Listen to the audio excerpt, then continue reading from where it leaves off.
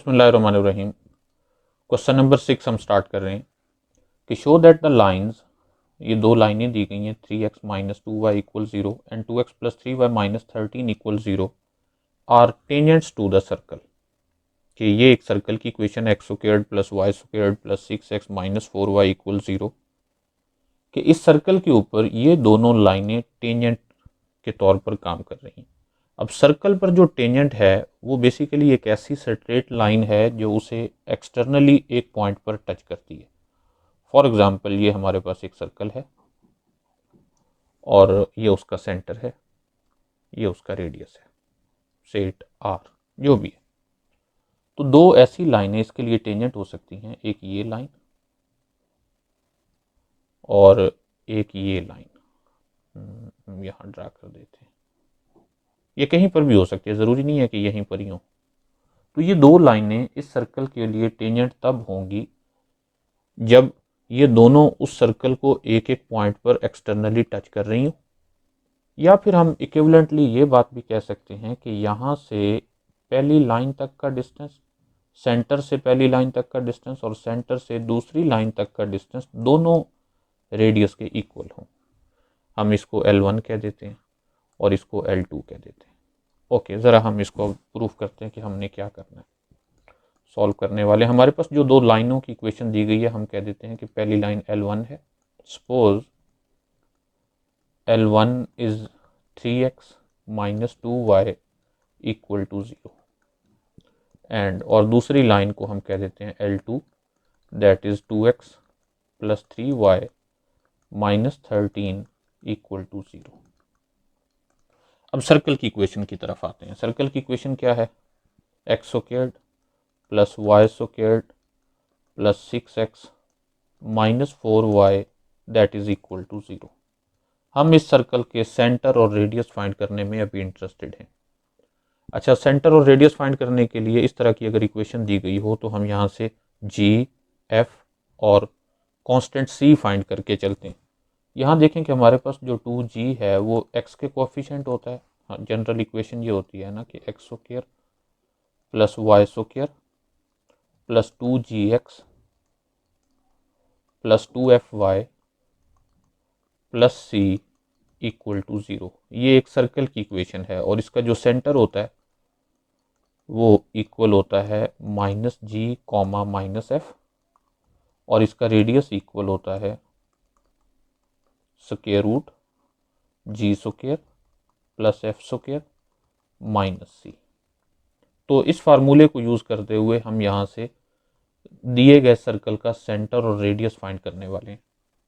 तो यहाँ देखिए 2g जो कि x का कोएफिशिएंट है that is equal to 6, 2f जो कि कोएफिशिएंट ऑफ y है -4 और c जो कि 0 है, यहाँ कोई कांस्टेंट टर्म नहीं है।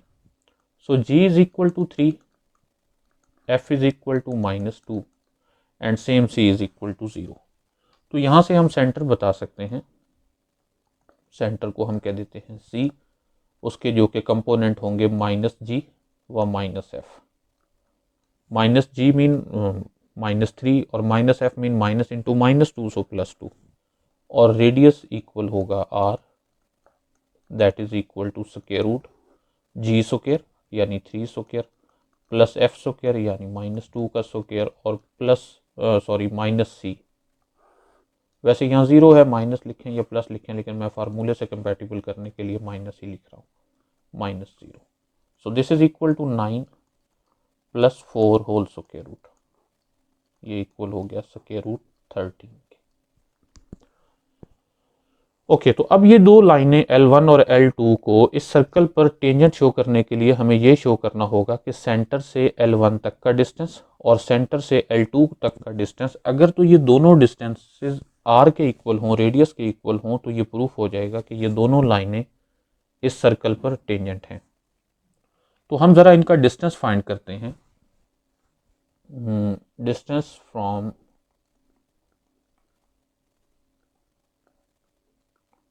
Centre to L1।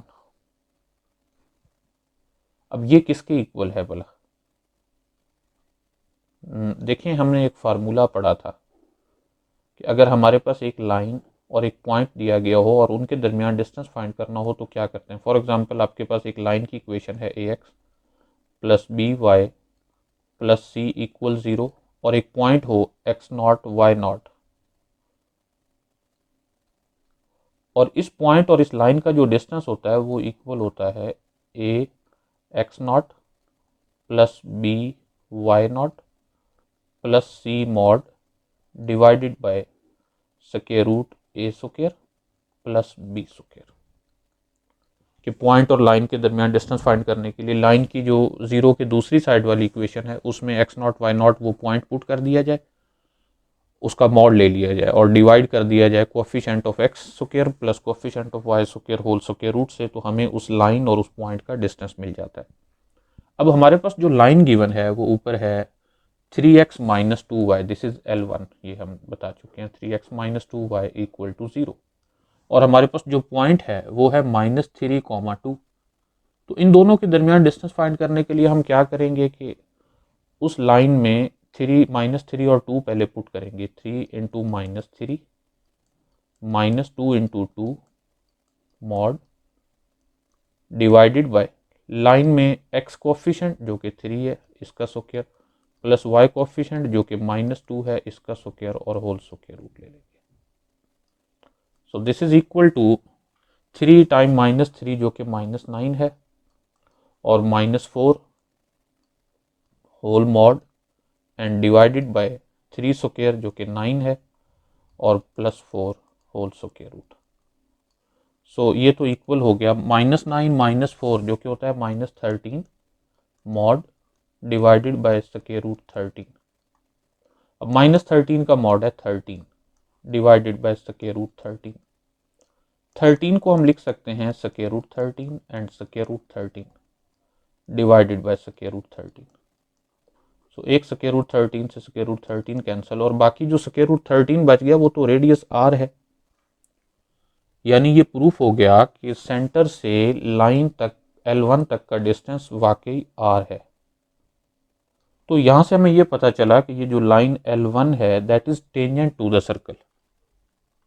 So L1 is tangent to the circle. Okay, अब यही प्रोसीजर हमने सेकंड लाइन के लिए भी अपनाना है। Distance between L2 and centre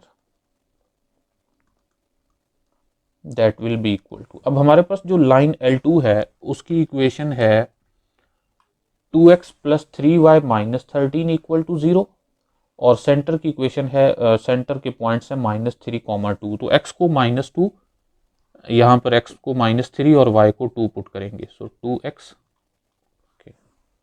so 2 into -3 plus 3y, y को हम 2 पुट करने वाले हैं। So +3 into 2 and -13 mod whole divided by square root circle line के x कोफिशिएंट का square, so 2 square plus y coefficient का square mean 3 square. Let me check. Okay, तो इसको हम सिंप्लीफाई करेंगे जो कि होगा -6 + 6 -13 bond whole divided by square root 13 4 + 9। तो -6 और +6 कैंसिल हो जाएंगे, -13 का मॉड 13 बन जाएगा डिवाइडेड बाय स्क्वायर रूट 13, और इस 13 को हम लिखेंगे स्क्वायर रूट 13 जैसा कि हम पहले लिख चुके हैं square root 13 and whole divided by square root 13। Square root 13 से स्क्वायर रूट 13 कैंसिल और बाकी भी स्क्वायर रूट 13 है जो कि r के इक्वल है। तो यहाँ से ये भी प्रूफ हो गया कि L2 is tangent to the circle.